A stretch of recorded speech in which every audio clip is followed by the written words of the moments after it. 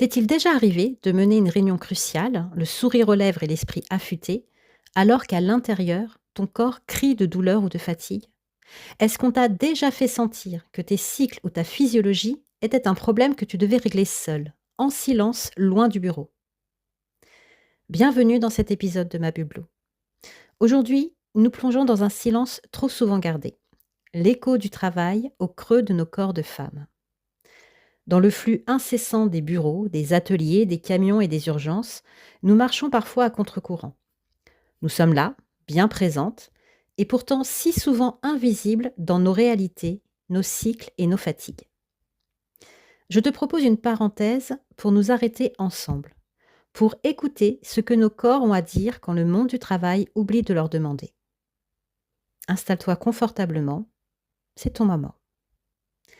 Ici, il n'y a pas d'urgence, pas de rendement, pas de il faut.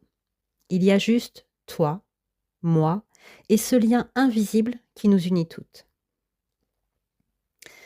J'avais envie de poser ma main sur la tienne et de te parler de ce que l'on cache sous nos vêtements de travail, sous nos uniformes, sous nos sourires de façade. Nos corps ne sont pas des lignes droites, ce sont des paysages qui changent.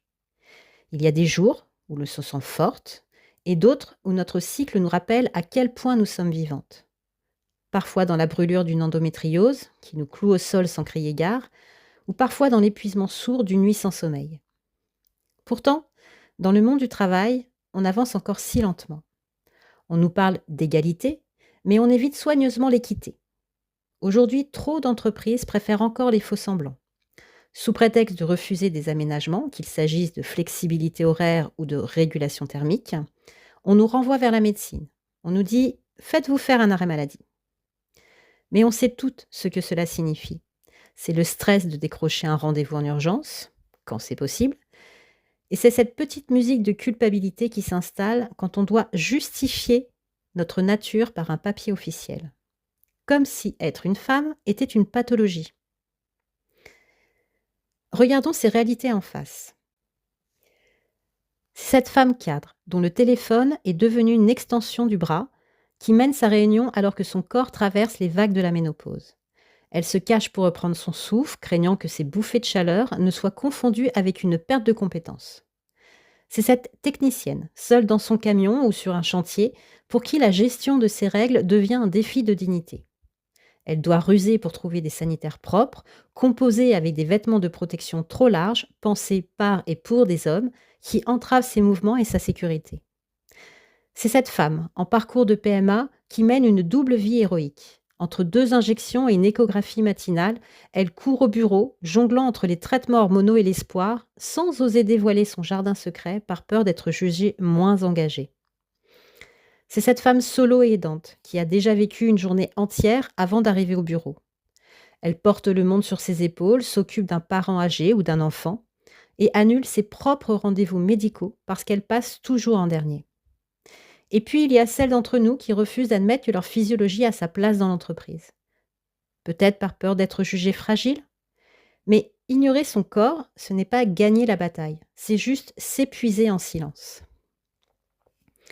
Pour garder ces femmes de talent, ces femmes qui font la performance de demain, l'entreprise doit enfin comprendre que l'humain n'est pas une machine linéaire. Adapter un poste, prévoir des protections gratuites, garantir l'accès à l'hygiène ou respecter le droit à la déconnexion, ce n'est pas un luxe. C'est la base de la sécurité et du respect. Prendre soin de son intégralité, c'est permettre à chacune de rester, de s'épanouir et de contribuer sans s'éteindre. Je voudrais te dire que nous n'avons pas à nous excuser d'habiter ce corps. Nos besoins de ralentir ou de s'adapter ne sont pas une faille, c'est notre humanité. Pour ce 8 mars, je ne nous souhaite pas d'être plus fortes. Je nous souhaite d'être plus douces avec nous-mêmes. Écoutons ce que notre corps nous raconte. Maintenant, si tu le peux, ferme doucement les yeux. Pose une main sur ton cœur et l'autre sur ton ventre. Sens la chaleur de tes paumes traverser ton vêtement. Respire.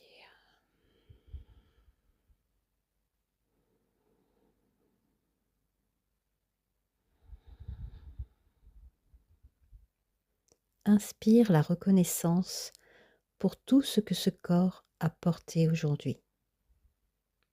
Ton expertise, ta force, ta résilience.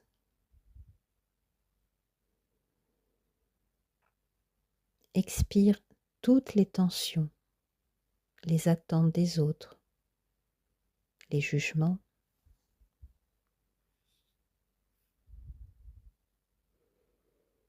Dis-toi intérieurement, mon corps est ma maison.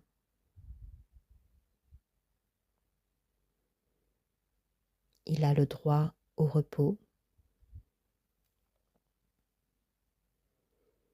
Il a le droit au respect.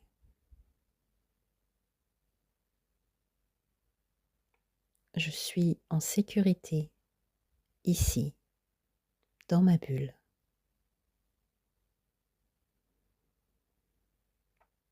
Respire.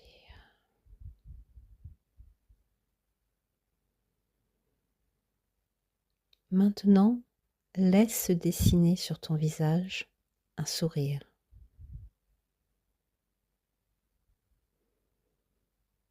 Et remercie-toi de t'être accordé cette pause.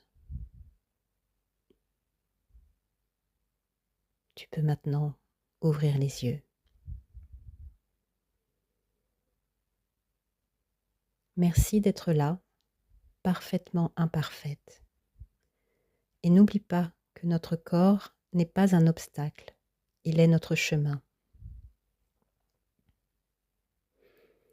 Je te remercie d'avoir partagé ce moment de calme dans ma bulle. Prends soin de toi et on se retrouve très vite.